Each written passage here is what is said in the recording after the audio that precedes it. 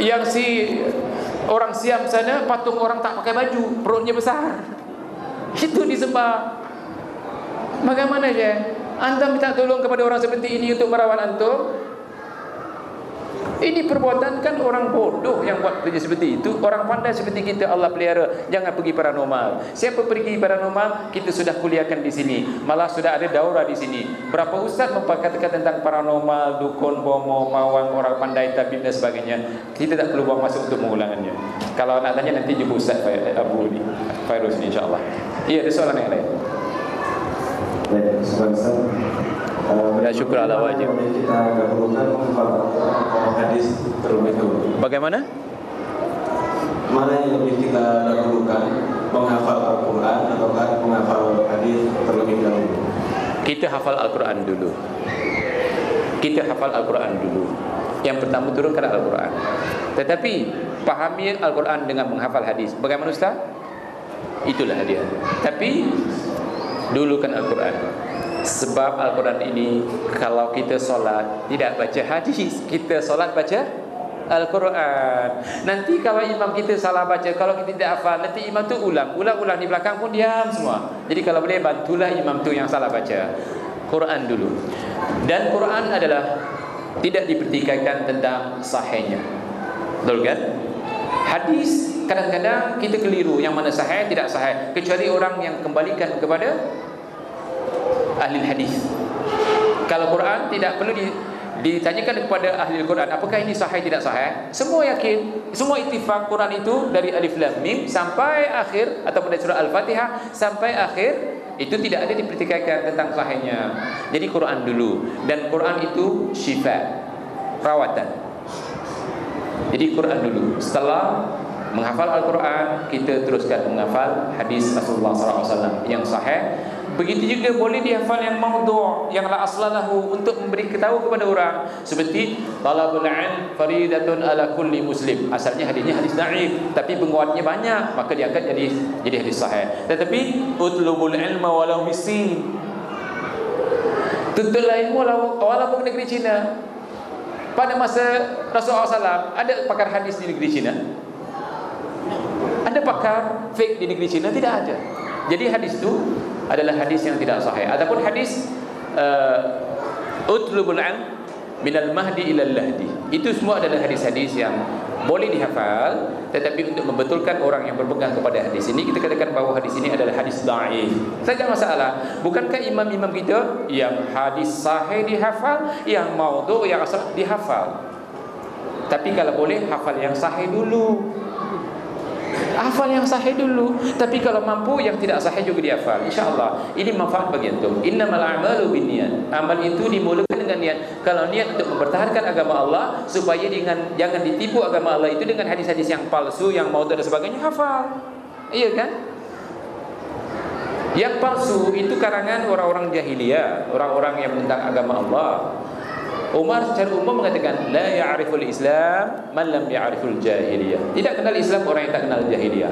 Jadi jahiliyah antaranya unsur-unsurnya daripada hadis-hadis yang mungkar ini. Betul kan?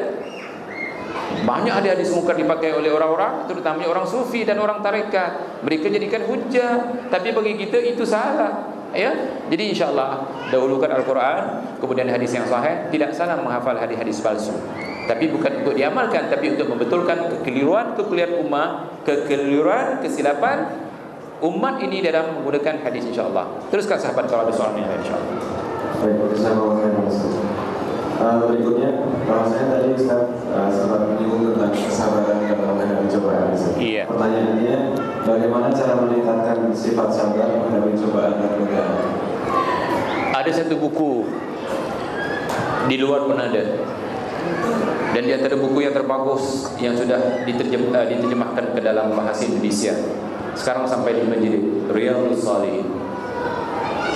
Syekh kita Salim Hilali yang kita pernah undang ke Indonesia, dan anak juga berapa kali menemuinya di mana di Malaysia.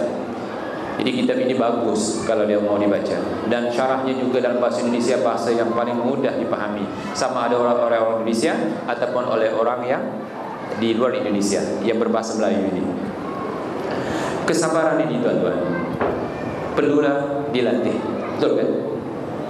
Ramai sahabat-sahabat kita, bila kita hampir setahun memperkatakan tentang kesabaran, kita ambil daripada kitab ini. Subhanallah, ada yang isinya, telefon saya ustaz, dulu suami saya pantang saya angkat suara, tinggikan suara, maka tangannya sampai ke muka saya. Lihat, ustaz, dulu suami saya kalau bahasanya subhanallah, bahasa-bahasa yang tidak bagus. Tetapi bila 6 bulan mengikut kuliah, ada di antara kita di depan dia ikut kuliah tentang kesabaran, istrinya telefon menangis. Bila telefon anak dia menangis, anak tanya, janganlah menangis, saya tak mendengar orang menangis, saya mau mendengar orang yang mau bertanya. Dia mengatakan, isteri saya, suami saya ni ustaz, saya sebagai isteri, subhanallah, sampai dia mau kahwin 2, 3, 4, silakan. Lihat dia benar-benar je. Kenapa? Saya takjub dengan kesabaran suami saya. Tentulah isteri-isteri yang mendapat suami seperti ini, dia akan bagus. Lihat, kesabaran itu merawat penyakit-penyakit yang ada di dalam tubuh manusia, yang mana tanpa sabar dia boleh kibria. Apa arti kibria? Sombong, egois. Sifat-sifat yang tidak bagus itu ada pada orang yang tidak sabar. Betul kan? Makanya kita katakan, pelajari kitab ini. Dan saya minta ada ustaz di sini yang membongkar ataupun membedah kitab Riyadhus Shalihin, terutama dalam bab sabar. Kalau nak ceritakan bagaimana nak istiqamah dalam sabar, ilmu. Mustahil antum menjadi seorang yang pakar kecuali dengan ilmu. Mustahil antum menjadi orang yang sabar kecuali antum mempelajari apa ilmu sabar. Dan ilmu sabar paling bagus sekali setelah Al-Quran itu hadis. Dan hadis yang dibawakan oleh syekh kita di dalam kitab ini ataupun yang dijelaskan oleh Imam Nawawi, yang dipilih oleh Imam Nawawi adalah hadis-hadis yang sahih. Subhanallah. Dan kesabaran ini pahalanya antum celik mata sudah boleh bersabar. Sepanjang hari sampai sore, sampai malam nak tidur, nak tutup mata ni nak tidur pun masih membawa pahala sabar. Kalau solat berapa minit agaknya kita solat ya? Kalau orang yang malas tu solatnya laju, cepat. Tapi orang yang khusyuk tu solatnya kurang lebih mungkin 10 minit ataupun 5 minit. Itu pahala sekitar 5 minit atau 10 minit. Kalau puasa 1 hari, pahala 1 hari itu. Kalau pergi haji tak tahu mungkin 2 minggu orang sini ya. Tetapi kalau sabar sepanjang hayat, kalau sabar sepanjang hayat. Dan kesabaran ini, selagi kita sabar, niat kita sabar, kita melakukan sabar, pahalanya mencurah. Sehingga orang yang sabar pahalanya tanpa hisap. Allah tidak hitung pahalanya, kesabaran. Tapi ingat ya, sabar ada 2. Satu sabar yang tegas, dan satu sabar yang bodoh.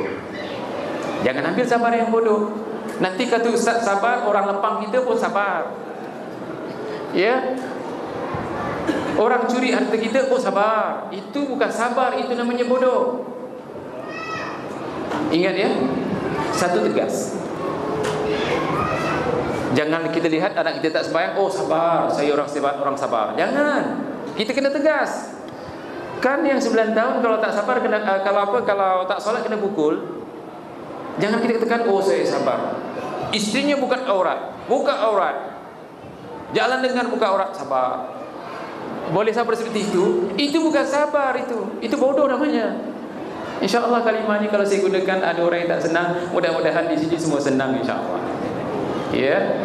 Jadi sabar ini kembalikan kepada Al-Quran dan hadis. Dan sabar itu ada satu ilmu yang dijelaskan oleh oleh Imam Nawawi dalam kitab Riyadhus Shalihin. Antum yang ada di sini ya, Imam kita mengatakan belajar itu mahal, Syekh. Betul kan?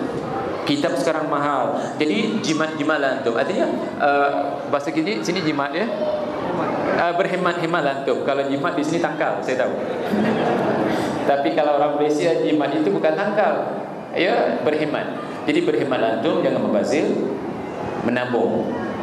Dengan uang ini beli kitab.